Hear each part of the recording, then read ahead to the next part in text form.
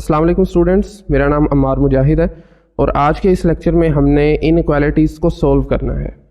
Inequalities के साथ साथ ऐसी इनइक्वालिटीज़ जिनमें एब्सोल्यूट वैल्यूज़ भी आ जाएं, उनको कैसे सोल्व करते हैं वो भी सीखेंगे। तो इस सब के लिए हमने चूज़ की है जी आपके पास कैलकुलस की जो बुक हम यूज़ कर रहे हैं जेम्स स्टीवर्ट की, और उसकी अपेंडिक्स ए में जो एक्सरसाइज आपके पास ए एक्सरसाइज कहते हैं उसका स्टार्ट करते हैं क्वेश्चन नंबर 16 से।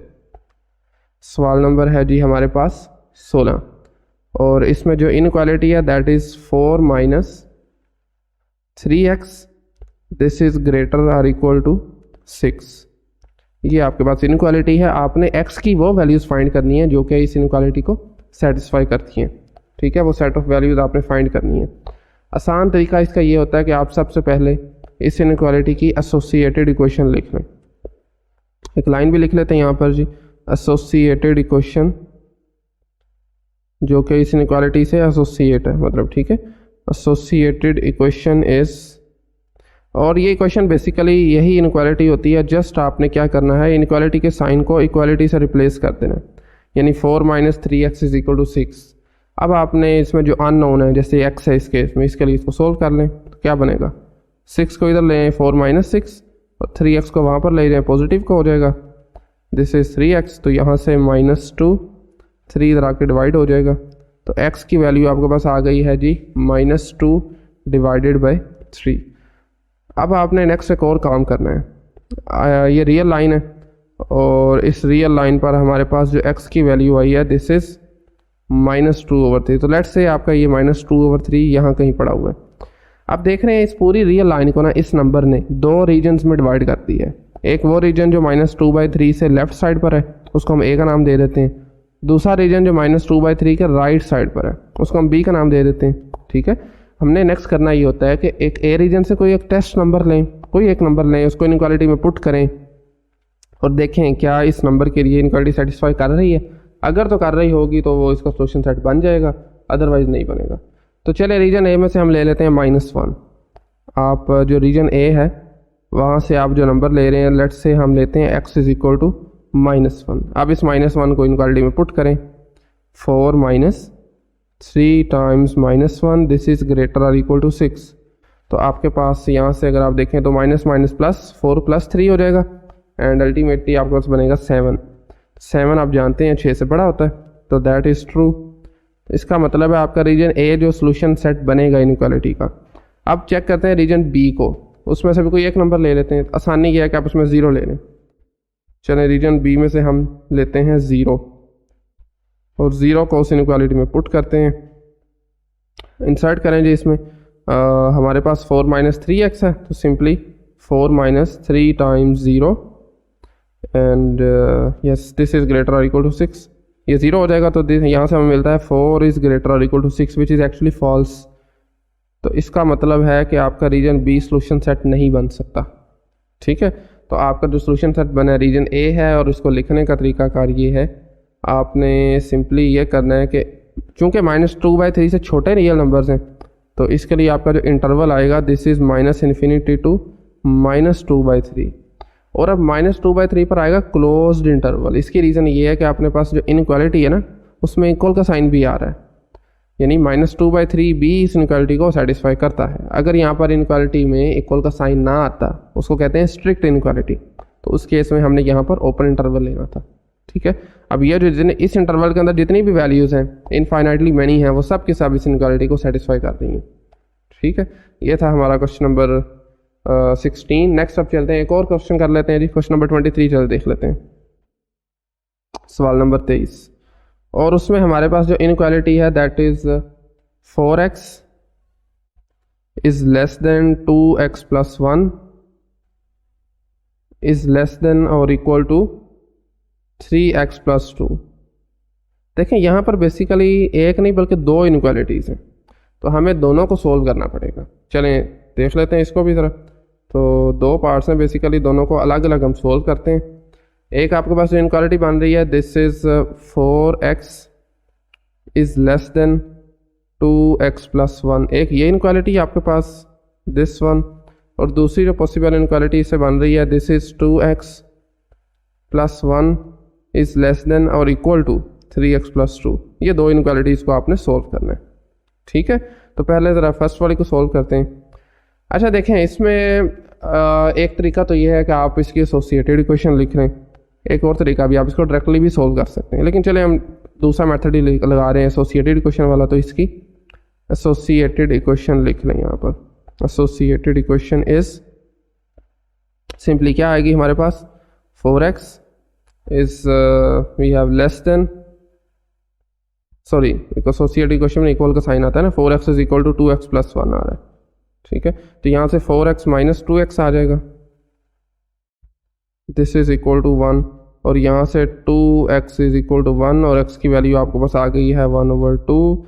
अगेन आपने 1/2 को जब रियल लाइन पर ड्रा करेंगे तो आपका पूरी रियल लाइन दो पार्ट्स में डिवाइड हो जाएगी, एक 1/2 के लेफ्ट पे और दूसरा 1/2 के राइट पे, ठीक है।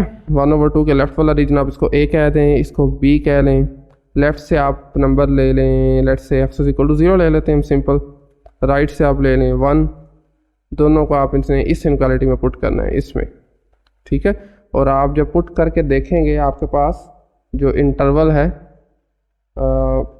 ए वाला, ये इसका सोल्यूशन सेट बनेगा, ठीक है। मैं डायरेक्टली लिख रहा हूँ, आप चेक कर सकते हैं। यानी हम यहाँ पर लिखेंगे -∞ से 1/2 और 1/2 पर ओपन इंटरवल। क्या वजह है ओपन इंटरवल की, आपके पास ये जो इनक्वालिटी है इसमें यहाँ पर स्ट्रिक्ट इनक्वालिटी है, ठीक है, इसलिए यहाँ पर ओपन इंटरवल आएगा। चलें जी दूसरी तरफ आ जाएं। अच्छा जी, दूसरा तरीका अगर मैं आपको, अच्छा एक तरीका ये ना एसोसिएटेड इक्वेशन से सॉल्व करने वाला, दूसरा डायरेक्ट मेथड भी है। आपने इनक्वालिटी की प्रॉपर्टीज ऑलरेडी पढ़ी हुई हैं, उनको यूज़ करते हुए हम इसको डायरेक्टली भी कर सकते हैं। तो इसमें हम ये करेंगे कि आप जो 2x है इसको दूसरी तरफ ले जाएं, माइनस का हो जाएगा, और इस 2 को इस तरफ ले जाएं, क्या बनेगा 1 - 2 इज़ लेस देन और इक्वल टू 3x - 2x, ये बन जाएगा। अब यहाँ से आप -1 आ जाएगा, दिस इज लेस देन और इक्वल टू x आ गया, ठीक है। क्या आ गया, यानी आपका x -1 या उससे बड़े जितने भी रियल नंबर्स हैं सब के सब आ जाएंगे। तो लिखने का तरीकाकार ये है -1 to ∞, ठीक है, ये इसको लिखने का तरीकाकार है, ये इसका सोल्यूशन सेट है। लेकिन हमें चाहिए जो पूरी इनइक्वालिटी को जो सेटिस्फाई करें, वो कौन से नंबर्स होंगे जो इसके सोल्यूशन में भी आएंगे, इसके सोल्यूशन में भी आएंगे। उसका फाइंड करने का तरीकाकार ये है कि आप दोनों का इंटरसेक्शन ले लें, वो पॉइंट्स जो दोनों में कॉमन है। उसके लिए हम ज़रा अगेन एक रियल लाइन लगाते हैं ताकि इसको ज़रा विजुलाइज करने में आसानी हो। तो देखें इस इनइक्वालिटी का सोल्यूशन क्या है, लेट्स से 1/2 आपका यहाँ पर है पॉइंट, तो आपका इस इनइक्वालिटी का सोल्यूशन बन रहा है 1/2 से लेकर जितने भी उसे छोटे रियल नंबर्स हैं, और इस इनइक्वालिटी का सोल्यूशन है -1 से पॉजिटिव इन्फिनिटी। लेट्स से -1 यहाँ पर है, तो आपका सोल्यूशन सेट बन रहा है -∞ से बड़े जितने भी रियल नंबर्स हैं सब के सब। तो देखें दोनों में जो कॉमन पार्ट है ना वो ये वाला है, और यही बेसिकली आपकी ओवरऑल जो इनइक्वालिटी थी, डबल इनइक्वालिटी, उसका सोल्यूशन सेट बनेगा।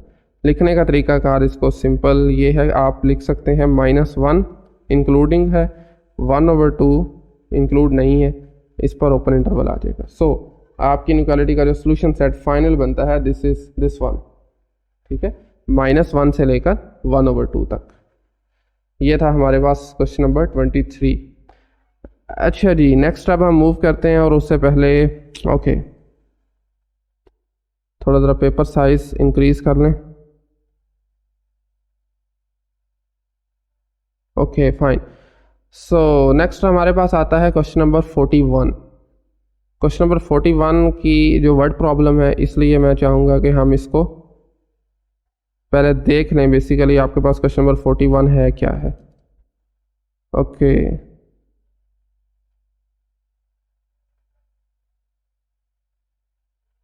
क्वेश्चन नंबर जो 41 आ रहा है that is the word problem. Just a minute, ज़रा इसका भी हम ओपन करते हैं। This is applied calculus lecture number 2B है, and this is the question number 41, ये आप देख रहे हैं, ठीक है। इसको ज़रा पढ़ें। लिखा हुआ है जी, as dry air moves upward, dry air जो है वो moves upward, it expands and in so doing cools at a rate of about 1 degree centigrade. ये एक्सपैंड हो रही है, ठीक है, अपवर्ड मूव कर रही है, और cool at the rate of about 1 degree centigrade ठंडी हो रही है। सिंपल वर्ड्स में ये मतलब है इसका। फॉर ईच 100 मीटर राइज, जैसे आपकी ये जो ड्राई एयर है ये 100 मीटर ऊपर जाती है, 1 डिग्री सेंटीग्रेड ये कम हो रही है, या आप कह सकते हैं 1 डिग्री सेंटीग्रेड ये ठंडी हो रही है। तो इसको ज़रा अगर मैं यहाँ पर let's say this is over ground, ठीक है, इसको हम ग्राउंड कह देते हैं, और आपके पास ड्राई एयर जो है वो यहाँ से अपवर्ड मूव कर रही है। Let's say this one, let's say this is 100 metre height, 100 metre पे जाकर ये 1 डिग्री सेंटीग्रेड कूल हो जाएगी। इस तरह मज़ीद 1 डिग्री सेंटीग्रेड से कूल होती रहेगी, ठीक है, मतलब 1 डिग्री सेंटीग्रेड इसका दर्जा हरारत कम हो जाएगा। मज़ीद ऊपर जाएंगे 1 डिग्री और कम हो जाएगा, मज़ीद 100 मीटर, फिर 100 मीटर ऊपर जाएंगे 1 डिग्री मज़ीद कम हो जाएगा। करना क्या है बेसिकली, और ये जाएगी अप टू 12 किलोमीटर तक, ये भी लिखा हुआ है।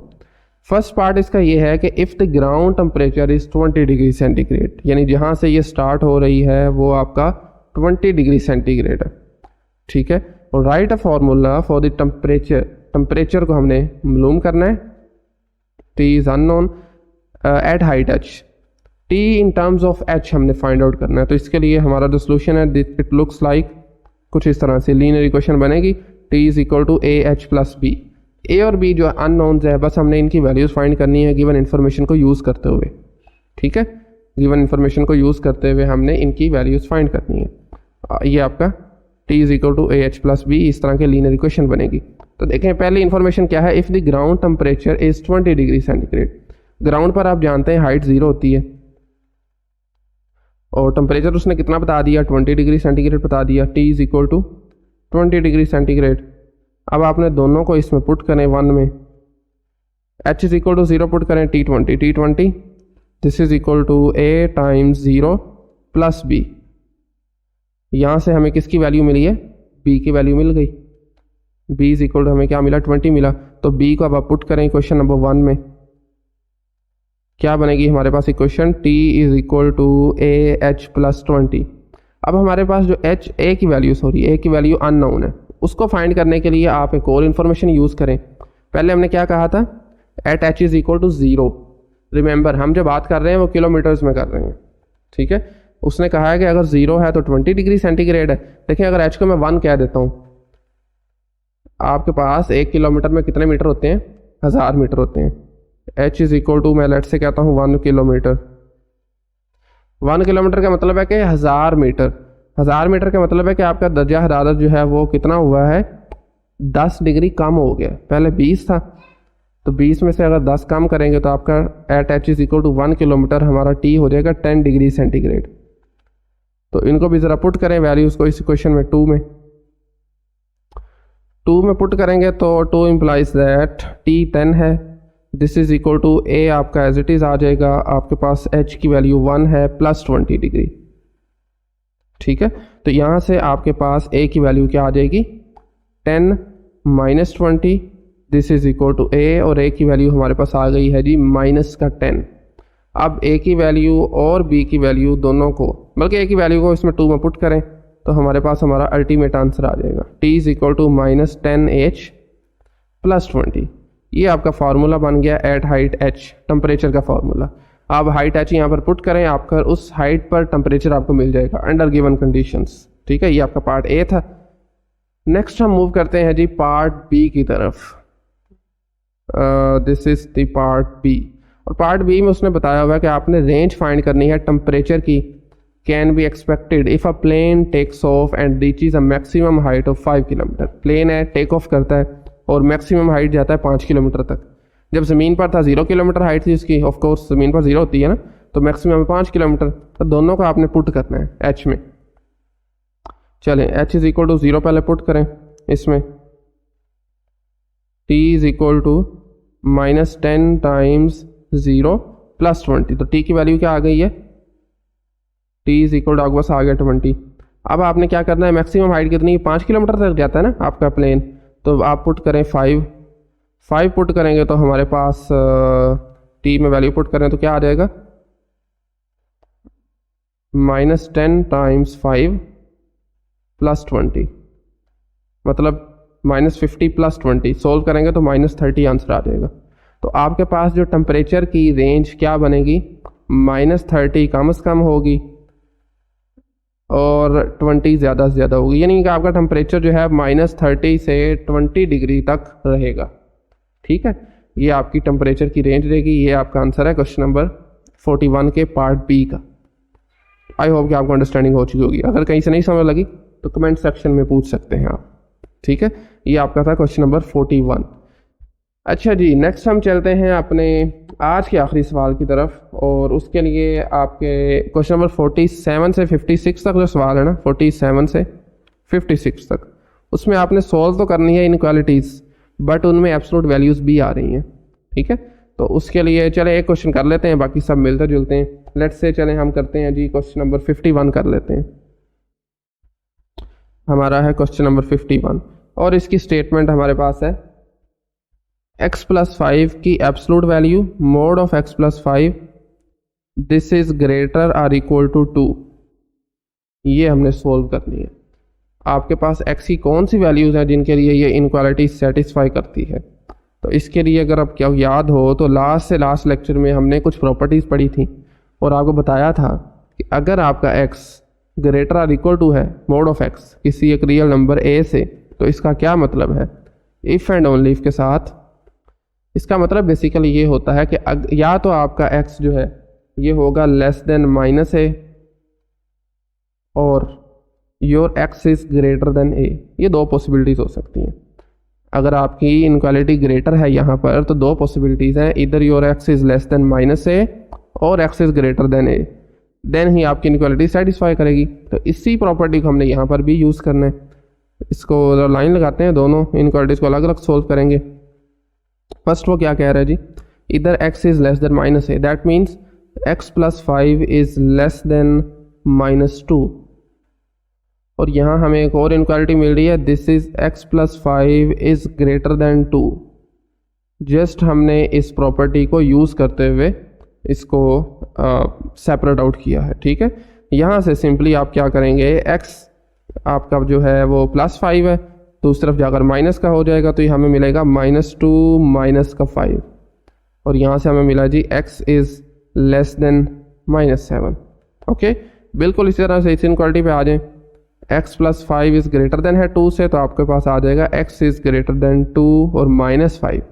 दोनों तरफ से 5 माइनस करें तो इधर से कैंसिल आउट हो जाएगा, यहाँ पर -5 आ जाएगा, तो that means x is greater then -3। ये आपके पास दो इनइक्वालिटीज़ आ गई हैं। ठीक है, अब आपने ज़रा इनको नंबर लाइन पर भी रिप्रेजेंट करते हैं, थोड़ा सा आइडिया हो जाएगा बेसिकली हमारा सोल्यूशन सेट क्या बनेगा। वैसे तो यहाँ से भी लिख सकते हैं सिंपली, लेकिन इससे ज़रा विजुलाइज भी हो जाएगा हमारे पास। तो आपका ये -3 है, लेट्स से आपका जो -3 है फॉर एग्जांपल यहाँ कहीं पड़ा हुआ है। ठीक है, और -3 ग्रेटर देन का मतलब ये है कि -3 उससे बड़े जितने भी नंबर्स हैं, इनइक्वालिटी जो आपके पास आएगी ये स्ट्रिक्ट आएगी। ओके,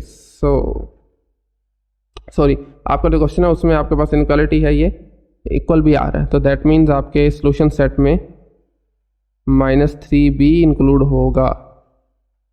एक minute, your -3 is also included in the solution set. तो -3 से लेकर आपके पास जितने भी बड़े नंबर हैं सब के सब आ जाएंगे, और इस तरह से आपका जो सेकंड है दिस इज़ -7, लेट्स से -7 यहाँ पर है, तो अगेन -7 पर क्लोज इंटरवल और यहाँ पर ओपन इंटरवल। ये दो इसके सोल्यूशन सेट हैं। लिखने का तरीका काफ़ी सिंपल है, आप लिख सकते हैं जी -∞ से लेकर -7 तक क्लोज इंटरवल, और इसके साथ इसका आपने लेना है यूनियन, और यूनियन के साथ आपका सेकंड पार्ट आ जाएगा विच इज़ -3 टू +∞। सो ये आपका सोल्यूशन सेट अल्टीमेटली बनेगा। ठीक है, इसके दरमियान से आप कोई भी वैल्यू यहाँ पर पुट करें, आप देखेंगे कि आपकी इनइक्वालिटी सेटिस्फाई हो रही है। और इनके अलावा अगर कोई नंबर पुट करते हैं, लेट्स से -3 और -7 के दरमियान -4 भी है, -4 है ना, तो -4 को चले यहाँ पर पुट करते हैं, क्या बनता है, -4 + 5 this is greater or equal to 2, तो 5 - 1 is 1, 1 is greater or equal to 2 which is false. ठीक है, इस तरह से इनके दरमियान और भी कोई नंबर लेंगे ना जो इसके सोल्यूशन सेट में नहीं है, उसके लिए इनक्वालिटी फॉल्स हो जाएगी। बट इस इंटरवल से -3 से बड़ा कोई नंबर ले लें या -7 से छोटा ले लें, उसके लिए आपकी इनक्वालिटी सेटिस्फाई करेगी। आप यू कैन चेक देम। ठीक है, ओके, तो आज के लिए आई थिंक इतना ही। नेक्स्ट लेक्चर में हम अपना जो लेक्चर स्टार्ट करेंगे फंक्शन से। फंक्शन का ग्राफ क्या होता है, कुछ बेसिक फंक्शंस के बारे में पढ़ेंगे, ठीक है, और इस तरह से मज़ीद चीज़ें फंक्शन के बारे में होंगी। आज के लिए इतना ही। कोई आज के लेक्चर से मुतालिक क्वेश्चन क्यूरी आप कमेंट सेक्शन में पूछ सकते हैं। सो otherwise thank you very much.